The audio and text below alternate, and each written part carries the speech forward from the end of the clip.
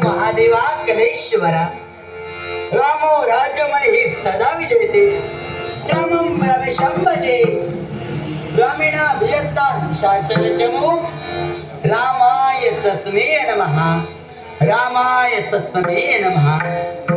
आम्ही राजकर्ते त्या रामाची पूजा करतो। सर्व राजांमध्ये श्रेष्ठ जी रामजींचा नेहमी विजय होतो। अस्थिरं जीवितं लोके अस्थिर धनयोमणि अस्थिर अपुत्र नायश्च धर्माकीर्तिं द्वयं स्थिरं। प्रत्येक माणसाचा जन्म अशाश्वत आहे। माणसाजवळ असलेलं माणसाजवळ असलेली संपत्ती पुत्र पत्नी सुद्धा अशाश्वत आहे। मग या जगात शाश्वत ते काय? तर माणसाने आपल्या जीवनात आचरणात आणलेला धर्म आणि संपादन केलेली कीर्ती होय। अगदी त्याच कीर्तीच्या उच्चतम शिखरावर मानानं विराजित होण्यासाठी सत्यम शिवम सुंदर या त्रिगुणांना आमच्या जीवनात वंदनीय मानलं। अगदी लेखणी आणि कुशाने त्या राजकारणाची सूत्र स्वतःच्या हाती घेऊन त्या उच्चाणी नगरच्या राजवासियांना न्यायदान देण्याचे कर्तव्य महाराजा कीर्तीध्वज आपल्या जीवनात करतो। शांती तुल्यम तपोनास्ति कोशान्न परमांसिकम नास्ति तृष्णा परव्याधी नच धर्मो दयापरहा। शांती सारखा दुसरा कोणताही तप नाही, दयेसारखा दुसरा कोणता धर्म नाही। एवढंच कशाला तर तृष्णेसारखी दुसरी कोणतीही व्याधी नाही। सर्वे भवन्तु सुखिनः सर्वे सन्तु निरामया सर्वे भद्राणि पश्यन्तु क्वचित् दुःख भाग् भवेत्।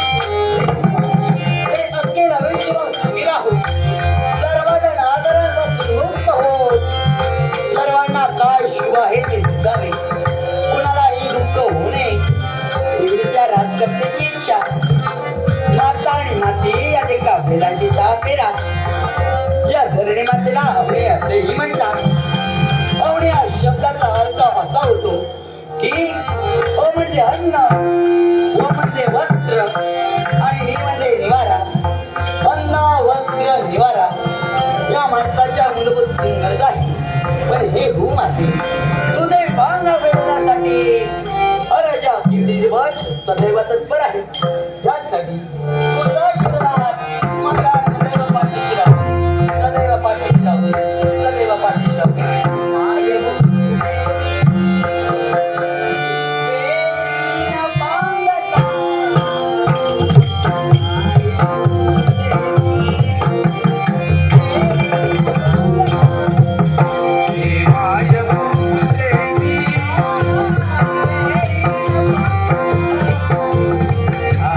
Yeah.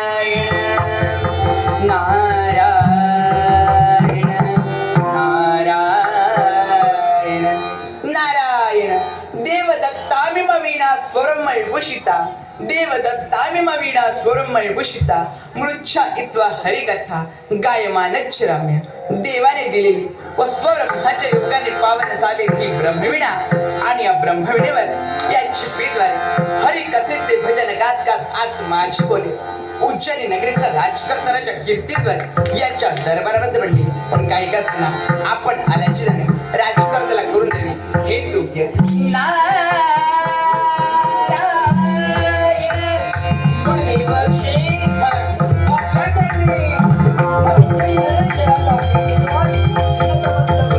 राजकर्त्या अरे तू नमस्कारास पात्र आहेस पण आशीर्वाद देण्यास तू मुळीच पात्र आहेस. काय मी नमस्कारास पात्र आहे पण आशीर्वादास मी पात्र नाही. इति शामेव कल्याणे समुत्कर्ष दैवच नूनवीन हित सर्व सौख्य मातेनी कमव. मग मला सांग रे राजकर्त्या या साऱ्या जगातील कल्याण रक्षण करणे तुझं कर्तव्य नव्हे का? अगदी खरं आहे. या माझ्या प्रजेचं रक्षण करणं हे माझं आद्य कर्तव्य आहे. होय ना? आणि तेच कर्तव्य मी पूर्ण करतोय. अरे मग राजकर्त्या तुला धिक्कार असो. अरे ही तुझी लाख पूजनात अरे आज तुझ्या नावाने टव फोडते. अरे कित्येक बालके वैधव्याच्या पंक्तीला बसले. अरे कित्येक स्त्रिया वैधव्याच्या पंक्तीला बसत तू इथे शांत बसलाय. देवर्षी माझ्या प्रजेवर माझा ही माझी प्रजा माझा हक्कीनं करू शकत नाही. राजकर्ता मी तुला खरं तेच सांगतोय. अरे आज तुझी लाख भोजन अरे तुझ्या नावाने टव फोडते. पण देवर्षी आपण जे मला कथन करत आहात ते सत्य की असत्य मला येत नाही पण गोडसा नराधाम क्षण या माझ्या प्रजेचा जग चालविलाय सांग म्हणतोय. तयाच्या भवय बयानी राजा हे शरकराले सारे. तयाच्या भवय बयानी राजा हे शरकराले सारे. जरी तू तारक जगताचा राखतो वीतते आपले अधर्म. यांचा हला राजा ब्रह्मराक्षस मातला अधर्म. यांचा हला राजा माया तुझ्या मातला. तयाच्या भवय बयानी राजा हे शरकराले सारे.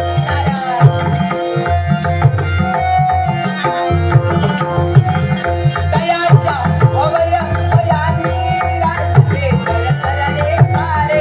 जरी तू तारक जगताचा राखतो वीतते आपले अधर्म. जगी आमचा हला राजा ब्रह्मराक्षस मातला अधर्म. जगी आमचा हला राजा